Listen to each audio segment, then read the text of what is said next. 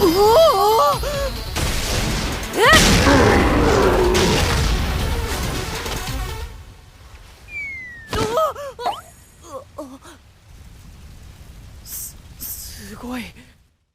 I had a really good time watching the second episode of My One Hit Kill Sister. This episode not only furthered the love of Asahi and Maya, and not only did we get a little ecchi bath scene at the end where Maya was very mad that Asahi didn't come and peek at her. At this point, my man needs to give back a little bit. Just go peek on your sister a little bit, just so that she knows that he really loves her. Just take a little peek. Do it for her. You know what I mean? Don't do it for yourself. Do it for her. Make her feel good. So I'm gonna say something critical. I'm gonna say something critical, and I'm gonna get it out the way. Because the reality is, I really liked the episode. I laughed a lot. I had a good time watching it. It's just so dumb and so stupid and so silly. But I genuinely enjoyed the whole episode. So here's the one critical outlier that I have of everything, right? In the episode, Asahi wants to go and get away from his sister and go try and complete some quest on his own. That's all fine and dandy. But the question that I have, and my answer points towards a no. The question that I had that I wrote down was, does completing smaller quests net him any XP? I know it nets him adventure or rank. Probably not at this point, because since he's higher ogre rank or whatever you call it at this point, doing goblin or rabbit quest probably doesn't do much for his overall rank to get him to the next level. But does it actually feed into his XP pool at all? Now, everything that this episode gave me points towards a no. It seems like you have to defeat things to actually gain XP, which absolutely makes sense. Which leads me into my biggest qualm, where this episode actually did bring up what I was thinking this whole time. And what I was thinking this whole time is, with Maya, excuse me, by the way, with Maya being so powerful, she can easily dispose of most, if not all, monsters, which means she can render monsters unconscious or basically get them near death, and Asahi can go in and deliver the final blow to gain the XP from these high-ranking monsters to get his XP up. It showed us that he was defeating a slime and he gained like 1 XP from it. Basically, he did nothing. And then Maya defeats the whole herd of slimes. Okay, that's not a problem.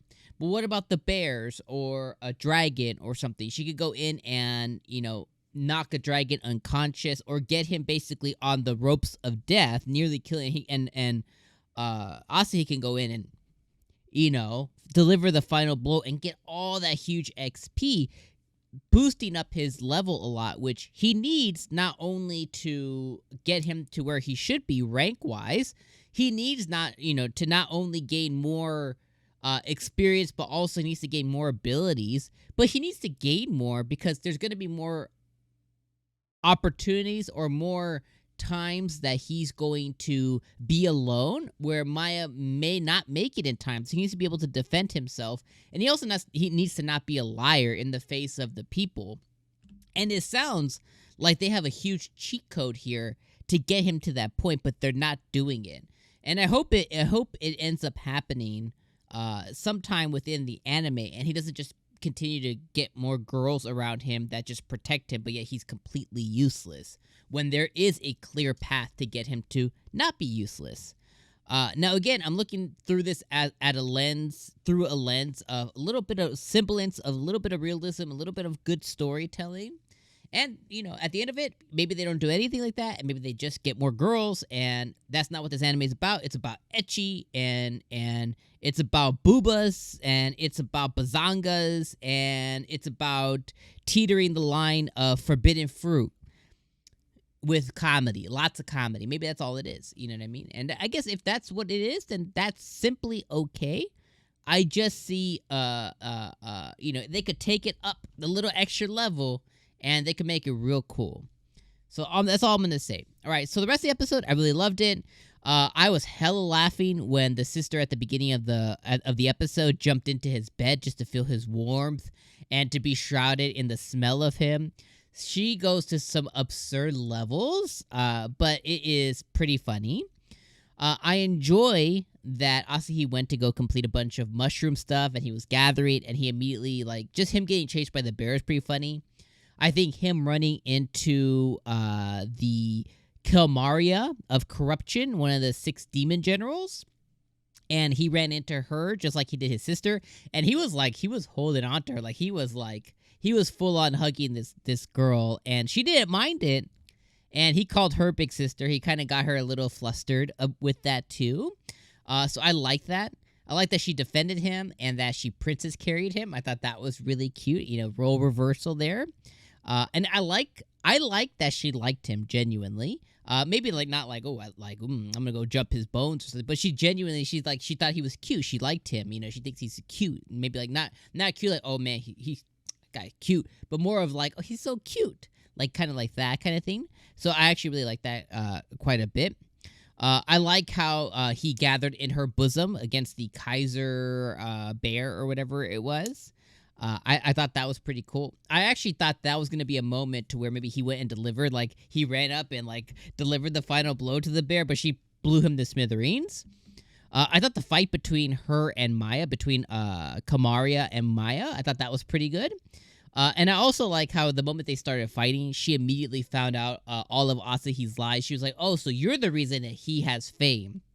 She put two and two together really, really quickly. And then with Maya, I love that she calls her special move Big Sis Cyclone. I just think it's so silly that she names her moves after just being a big sis. I think that was pretty funny as well. And then, obviously, she defeats Komaria, which is pretty cool. But then, based with Asahi, he lets her go because he genuinely likes her. He likes her. He's like, she saved me. I like her. He knows internally she's really good looking. You know what I mean? So she's definitely probably will be a recurring character throughout the anime, which is really cool because I like her personality quite a bit. The way it depicted her as being this evil being before and the way she actually is actually pretty cute and pretty funny. So really enjoyable. And this episode made me laugh quite a bit. There was a few, more than a few moments where I was legitimately just smiling or laughing or having a good time while watching it. So overall, episode number 2 came, it hit, it did what it needed to do.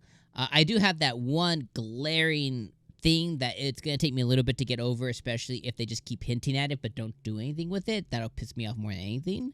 But nothing that'll get me to drop it, because what it does offer is offer some of the best, ecchi type thing that is on offer this season, in my humble opinion, with cool fight scenes. So let me know what you guys thought about episode number 2. I appreciate you guys as always.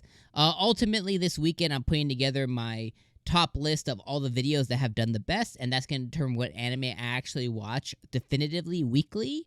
I'm going to have that out on my community tab, so if you want to see what anime is my final list, I'll probably have that out on Saturday, maybe on Sunday. Probably by Sunday, I'll have that out on the community tab, and my One Hit Kill Sister may or may not make it, but if you want to see it make the list, hit the like button, drop me comments down below, let me know what your guys' thoughts were, and really, the more you watch it, the more YouTube shares it with people who don't come by the channel. So I appreciate you guys. Have a great Friday. Have a great weekend. And I'll see you guys on the next video. Peace.